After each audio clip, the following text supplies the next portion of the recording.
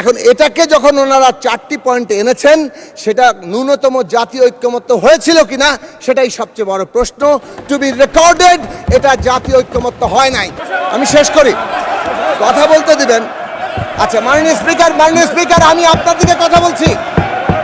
মাননীয় সদস্য, আপনি দয়া করে বসুন। মাননীয় স্পিকার, আমি আপনার দিকে বলছি একটু হিস্টোরিক্যাল রেকর্ড রাখার জন্য। মাননীয় সংসদ সদস্য তার বক্তব্যের সময় গণভোটের 4টি প্রশ্নের কথা উল্লেখ করে প্রকারান্তরে বিরোধী দলকে অ্যাকুইজিশন অফ ফ্রডের আওতায় তিনি নিয়ে এসেছেন। তিনি বলার চেষ্টা করেছেন যে বিরোধী দলের পক্ষের লোকেরা সরকারে থেকে, অন্তর্বর্তীকালীন সরকারে থেকে তারা 4টা গণভোটের প্রশ্ন নিয়ে এসেছে, তার 2টাতে তারা হয়তো সম্মত ছিলেন, 2টাতে ছিলেন না। এই ধরনের বক্তব্য তিনি দেওয়ার চেষ্টা করেছেন। একই ধরনের কথা বিএনপির অনেক সংসদ সদস্যরাই আগে বলেছেন। কিন্তু একটা বিষয় মনে রাখা প্রয়োজন, মাননীয় স্পিকার, শহীদ প্রেসিডেন্ট জিয়াউর রহমান তিনি যখন গণভোটের আয়োজন করেন, তার যে দফাগুলো ছিল সেখানে কিন্তু 19টি দফা ছিল, মাননীয় স্পিকার। আর বেগম খালেদা জিয়া যখন সংবিধানের ব্যাপারে একটা গণভোট করেন, তখন সংবিধানের 16টা পয়েন্টে কিন্তু গণভোট হয়েছিল, মাননীয় স্পিকার। যদি সেই সময়গুলোতে 19টা পয়েন্টে আর 16টা পয়েন্টে যদি প্রশ্ন একটাই, কিন্তু পয়েন্ট এতগুলা, তখনও তো এই প্রশ্নটা আসতে পারতো যে শহীদ জিয়াউর রহমানের 7টা মানি, বাকি 12টা মানি না, খালেদা জিয়ার এতটা মানি না। এই প্রশ্নগুলো তো তখন করা হয় নাই, মোটের ওপরে সেই জিনিসটা করা হয়েছিল। আর এবার যে গণভোটের প্রশ্নগুলো ছিল সেখানে খুব স্পষ্ট করেই কয়েকটা জিনিস কিন্তু ভাগ করা হয়েছে, অর্থাৎ কয়েকটা খুবই গুরুত্বপূর্ণ বিষয়, অর্থাৎ উচ্চকক্ষ পিয়ারের ভিত্তিতে হবে, সাংবিধানিক প্রতিষ্ঠানগুলোতে একটা নিরপেক্ষ বডির মাধ্যমে নিয়োগ হবে। এই বিষয়গুলোতে ক্লিয়ার কাট ডিসিশন দেওয়া ছিল, জনগণ যা ডিসিশন দিয়েছে সে অনুযায়ী সেগুলোকে হতে হবে। 30টা বিষয় ছিল, যে বিষয়গুলোতে একমত হয়েছিলাম। এর বাইরেও কিছু বিষয় ছিল, যেই বিষয়গুলো যে দল যেভাবে তাদের ম্যান্ডেট পাবে সেভাবে তারা করবে, সেই সুযোগও সেই গণভোটের মধ্যে রাখা ছিল। অতএব গণভোটের প্রশ্ন নিয়ে বিভ্রান্তি তৈরি করার কোনো সুযোগ নেই, বরং গণভোটের প্রশ্ন না পড়ে তারা ভোট দিয়েছেন যদি বলতে চান, সেটা তাদের দুর্বলতা, তাদের ব্যর্থতা, জনগণের উপরে সে ব্যর্থতা। অসংখ্য ধন্যবাদ মাননীয় সদস্য, অসংখ্য ধন্যবাদ মাননীয় চিফ হুইপ। এক মিনিট, আমি তো পড়ে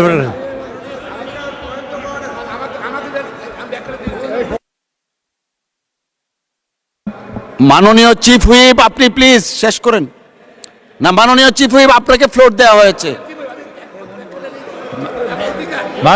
মাননীয় স্পিকার, আপনি সাকি সাহেবের বক্তব্য রাখতে দেন একটু, উনি কথা বলুক। আর যেটা বলতে চাই সেটা হলো, মাননীয় স্পিকার, এটা পয়েন্ট অফ অর্ডার হয় না, এবং এটা হলো উনি বক্তব্য রেখেছেন, আবার অন্যরা যখন বক্তব্য রাখবেন তখন পাল্টা বক্তব্য রাখবেন, এটাই হলো নিয়ম।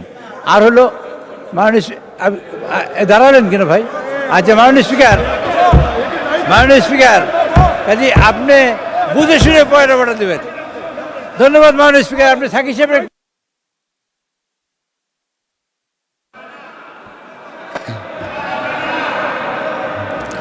সবাই দয়া করে বসেন। এম মাহবুবউদ্দিন, আপনি বসুন প্লিজ। এদিকে আপনিও একটু বসুন প্লিজ, বসুন।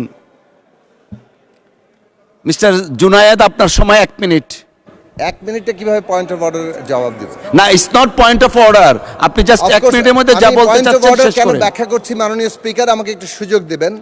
আমি মাননীয় সদস্য জনাব আক্তার হোসেনের কথার পরিপ্রেক্ষিতে বলি, সত্যের খাতিরে এবং ইতিহাসের রেকর্ড হিসেবে এটা বলা দরকার। প্রথম বিষয় হচ্ছে যে আমরা এর আগের দিনে বক্তব্য আমরা বলেছি যে জুলাই জাতীয় সনদ তৈরির ব্যাপারে ঐকমত্য কমিশনের প্রথম টাস্ক ছিল জুলাই জাতীয় সনদ তৈরি করা, এবং সেই বিষয়ে আমরা নোট অফ ডিসেন্ট সহই ঐকমত্যের জায়গায় পৌঁছাবো, এটাই ছিল সিদ্ধান্ত। সেটা পৌঁছানো হয়েছে এবং সেটা স্বাক্ষর হয়েছে। প্রথম পর্ব শেষ হলো। দ্বিতীয় পর্বে এসে জুলাই বাস্তবায়ন আদেশের প্রশ্নটা এসছে। সেখানে আমি গতকালকেও বলেছি যে আমাদের দলের পক্ষ থেকে আমরা সংবিধান সংস্কার পরিষদের দাবি তুলেছিলাম, তার যৌক্তিকতা কেন সেগুলো আমরা ব্যাখ্যা করেছিলাম। কিন্তু আমরা সাথে এটাও বলেছিলাম এটা ন্যূনতম একটা জাতীয় ঐক্যমত্যের জায়গা হতে হবে। এটা তো আমি দাবি করেছি, আমার দাবি মানেই তো এটা অন্যরা গ্রহণ না করলে এটা গৃহীত হয়ে যেতে পারে না, নাম্বার 1। সে কারণে আমরা যেটা চেয়েছিলাম, 2 মিনিট বাড়ান সময়, আরো 2 মিনিট সময় বাড়াতে হবে, এই কারণে যে এটা পয়েন্ট অফ অর্ডার, এই কারণে রেকর্ড আকারে থাকা দরকার। জুলাই জাতীয় সনদটা এটা পুরোটাই, যেটা একটু আগে মাননীয় সদস্য আক্তার বললেন যে শহীদ প্রেসিডেন্ট জিয়াউর রহমান 19 দফা নিয়ে করেছেন, ওটা কিন্তু শহীদ প্রেসিডেন্ট জিয়াউর রহমান তার পক্ষ থেকে দাবিনামাগুলো হাজির করেছেন। যেটা বেগম খালেদা জিয়া তুলেছেন তখন সরকারের পক্ষ থেকে এটা পার্লামেন্টে পাশ হওয়ার পরে তখন সেটা হাজির হয়েছে গণভোটে। আর এটা ছিল একটা জাতীয় ঐক্যমত্যের জায়গা, এটাতে কোনো একতরফা জিনিস আসতে পারে না। ফলে প্রথম প্রশ্নটা হচ্ছে যে জুলাই জাতীয় সনদ, আমাদের ডিফারেন্সেস আছে, এই ডিফারেন্স স্বীকার করে নিয়েই আমরা এখানে আছি। আমরাও একটা জোটে আছি, আমাদের মধ্যে ঐক্য আছে, পার্থক্য আছে বলেই। যখন কোনো পার্থক্য থাকে না তখন ঐক্যের প্রসঙ্গই থাকে না। সো এই কথাটা আমাদের পরিষ্কারভাবে মনে রাখা দরকার যে জুলাই জাতীয় সনদ এটা পুরোটাই গণভোটে যাওয়ার কথা ছিল, কিন্তু এইটাকে তারা তাদের মতো করে যে আমি শেষ করি, কথা বলতে দিবেন।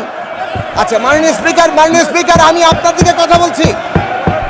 মাননীয় সদস্য আপনি দয়া করে বসুন। মাননীয় স্পিকার আমি আপনার দিকে বলছি একটু জি। হিস্টোরিক্যাল রেকর্ড রাখার জন্য। এই জুলাই জাতীয় সনদ এটাই পুরোটা হ্যাঁ না ভোটে যাওয়ার কথা।